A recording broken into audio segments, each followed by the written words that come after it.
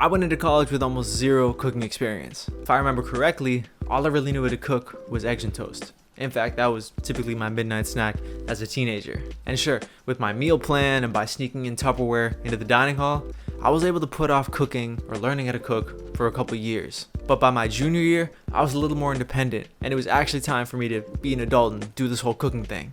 Now, this is primarily a personal finance channel, so I'm not going to be giving you a crash course on how to actually cook, even though I'm pretty nice, trust. But naturally, the food that you cook needs to be bought from somewhere.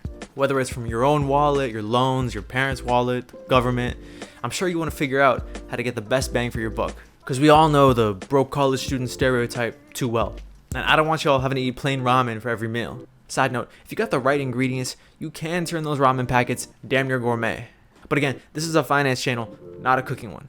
Let me not flex. Instead, let's break down the numbers. Let's examine food budgeting for college kids.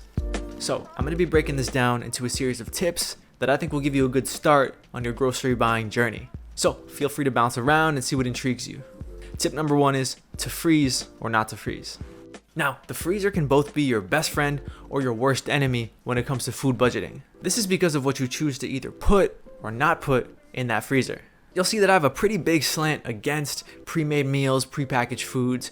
Think like TV dinners. That genre of food is something that I'm going to recommend you steer clear from for both financial reasons and health reasons. I don't think I need to explain the health reasons too deeply, preservatives, all that stuff. But financially, this style of food gives you such a low bang for your buck. I'm going to use Trader Joe's as an example because that's where I shop the most. See, I've heard people on Twitter call TJ's the appetizer store, but that's only because they buy these prepackaged, pre-made frozen meals that they can finish in just about one sitting. And these frozen meals sometimes can cost you $6, $7, $8, and it can almost feel like you damn near ate out. The way I describe it is that they're financially inefficient.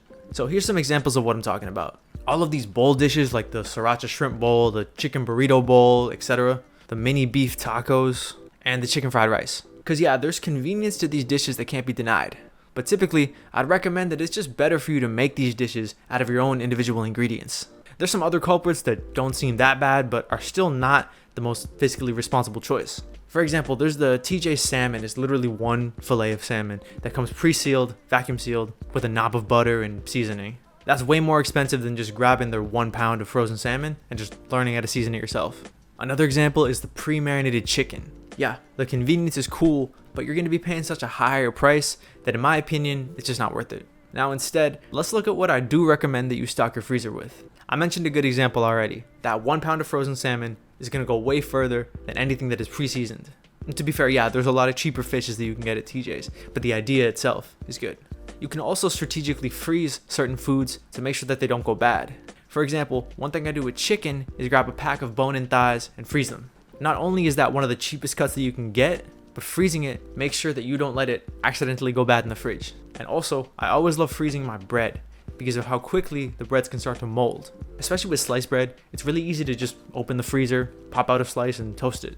This way your bread stays good for ages. So as a general rule of thumb, the more singular ingredients that you can buy, as opposed to pre-made meals, the better bang for your buck you're gonna get out of your money. And on top of that, if you know which of these ingredients to freeze, you're going to make sure that you don't lose any money on expired foods. Now, all this is obviously a big jump for a lot of people. If you're completely unfamiliar with cooking, it makes sense that you're going to gravitate towards meals that are easier to make and can just be heated up. Like I said, I was right there with you back when I didn't know a thing about cooking except how to fry an egg. So my tip number 2 is learn 3 to 5 go-to meals. Obviously, it's not a good advice to ditch the pre-made meals if you don't know what to cook. So my recommendation is to practice making 3 to 5 meals that satisfy one or ideally more of these criteria. Easy to make, nutritionally dense, easy to store, and cost effective. This can be easy. One thing I love to do is take something that is extremely easy to make and just spice it up. For me, some of the best examples are pasta and noodle dishes. So take Trader Joe's white cheddar mac and cheese for example. Now, I can make this in like 5 minutes, but to take it over the top, I could, for example, saute a chicken sausage, saute some vegetables like broccoli, onions, mushrooms, tomatoes. You could add Italian seasonings on top of the cheese packet that you get. You could pour a little bit of milk inside there as well. And magically, it's a much more filling and also a much more nutrient-dense meal that took roughly the same amount of time to make. Because you could just do a lot of this while the noodles are boiling. And I do this with ramen too, it's the same exact concept. Basically, cook up a serving of protein, chop up some veggies, saute them together, just toss it in the ramen bowl, you're good to go. Again, this is both easy to make and it's pretty nutritious. There's so many other great examples. You could do noodle stir fries, you could do fried rice, you could do other pasta dishes. The formula is basically carb source plus protein source plus mixed veggies. And I mean, that's technically a carb as well, but you get the idea. But like I said, focusing on buying those whole ingredients as opposed to the pre-made meals is going to save you a lot of money in the long run. So that means that you're going to be individually buying your protein source, your carb source, your veggie source. And that's so much more financially efficient than buying some sort of pre-made noodle dish. So you can experiment, you can look up recipes. I will say though that once you get enough experience, you're going to have a feel for what foods and what seasonings go well together. And you'll be able to say, I'm craving pasta tonight, and you'll instantly know what to grab from your fridge. But for now, I would say to start small and aim to perfect a few simple recipes. My tip number 3 is make use of everything. In the US, I feel like it's a pretty well-known fact that roughly 40% of all food goes to waste. Think of how shocking that statistic actually is, especially for your wallet.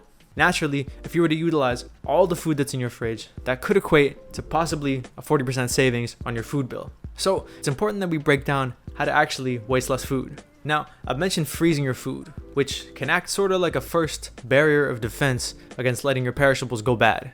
We talked about how this can prevent meats and breads from going bad, but the same idea can extend to produce and to other perishables. For example, if I see that I'm taking a while to finish my baby tomatoes, I can just pop those in the freezer and then extend their life. And when I need some, I can just lightly defrost the few that I need and then toss them into whatever dish I'm making. Another way to make use of food scraps is to toss them into a stir fry. This works especially well if you have just a mix of assorted vegetables. Stir fry in general is a dish that's really good for clearing out your kitchen of any sort of leftovers. Now we can also mention some less common food saving methods. A smart method to simultaneously use less oil and also use your chicken skin is to always cook your chicken skin side down. This works best if you're cooking in the oven. So what this will do is it'll render out all the fat from the skin, and that fat is going to be at the bottom of the pan, so you're not going to have to add any oil in the cooking process. Now we can take it a step further. When you're making a meal, you should cook your chicken first using this method. And once you're done, in the same pan, you can use that excess oil to saute your vegetables or any other thing you want to cook. But obviously this doesn't apply just to chicken. It can work for any other type of fatty meat like beef or pork. Rendering out the fat first can both save you oil and also make sure that you're not letting any part of the animal go to waste. And there's some other methods that are admittedly a little extra for college kids. Like, for example, you could boil your veggie scraps into a veggie broth, or you could do the same thing with your meat bones and turn it into a meat broth. I mean, if you want to, go right ahead. It's a good way to get more food out of your food. But in general, I would say that the core ideas of this tip are the following. Keep an eye on your perishables and use your freezer as needed, and see how creative you can get with combining some of your leftover foods to make sure that they don't go to waste. Now, my tip number 4 is a bit of an interesting one. Get on EBT or SNAP. Now, most college kids probably don't think of this as an option. I mean, I had no clue when I was in college, and I would have definitely both qualified and also benefited from being on the program. So, for those who don't know, EBT or SNAP is a government welfare program. So, the government essentially provides you with a card, it's kind of like a debit card, and it's loaded every month with a balance that is meant to be used specifically for groceries. And from what I've seen, it's fairly strict on what actually qualifies as a grocery. You can't just buy anything on that card. For example, if you're in a grocery store, but you're buying toilet paper, for example, it's still not going to go through. Alcohol is not going to go through. That's pretty obvious. Also, any prepared foods that are hot are not going to go through. But any prepared foods that are cold, like a cold wrap, for example, that is going to go through. So it's basically a card that's dedicated purely to groceries. So if you're a broke college student, then you could potentially reach the qualifications to receive these benefits. For example, in my home state of Massachusetts, if you have received a math grant or a work study, then that qualifies you to receive SNAP or EBT. And I mean, this is what the program is made for. It's made for people who are struggling financially and who need help and assistance to afford this basic necessity that is food. And the stereotypical broke college student definitely falls into that description. So if you qualify, I would say don't shy away from using this resource. It's a completely valid and useful option, and I would say that is not something to be looked down on. I know several people personally who have used this to make ends meet in college, and it honestly was their saving grace, because it allowed them not only to afford food, period, but it also opened up doors so they could start to afford more nutritious food, which is something that I think everyone should have access to. Now, my final tip, my tip number 5, is bulk buy whenever possible. Now, I think the best way to approach buying in bulk is to really take stock in the food items that you use the most. For example, right before my junior year of college, I did a little analysis on my kitchen. Well, really my parents' kitchen. But I did this analysis and I realized that I ate so much rice. Like every day, like 2 meals a day. I knew that going into my junior year, I would go through rice at a pretty crazy rate. I was really close to going to Restaurant Depot and actually getting like a 50-pound tub of rice. That was until I realized that I had to be registered under a restaurant to actually even enter and buy stuff.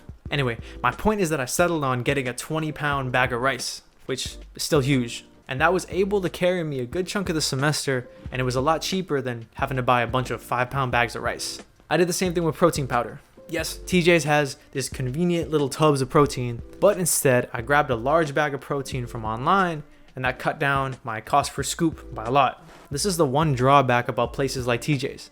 It's perfect for people that are in a household of 1 to 2, but that means that naturally they don't sell stuff in bulk as much, so it's more difficult to save in this way. Sometimes I'll go to a different grocery store to get my chicken because it's a lot more discounted when you buy it in bulk. And like I said before, it's really easy to just pop all that chicken in the freezer and then grab the chicken you need when you need it. So really take stock in what you consume the most. There's likely a grocery store out there that sells it in bulk. And honestly, you can apply this method to a degree at a place like Trader Joe's. For example, they sell different sizes of Greek yogurt tubs. If you know me, you know I go through Greek yogurt. While it's a small difference, I'm always going to try to go for the bigger tub because 1, I'm definitely going to get through it, and 2, I can get those bulk savings. So I'd recommend in general to not shy away from those bigger items, even if the price is higher. Because what's actually more important than just the raw price is the price per pound or price per item. And that's usually denoted on the smaller orange tag. So when I go grocery shopping, I usually look at that orange tag to really see what's the best deal. You want to look at the per pound price instead of just looking at the pure dollar amount. So there you have it. That was my guide on food budgeting in college. If you enjoyed it, and I hope you're able to get some value out of it. I'm Ian the Sage. I'm a 20-something who makes personal finance easy for other 20-somethings. And I hope you have a great day. I'll catch y'all later.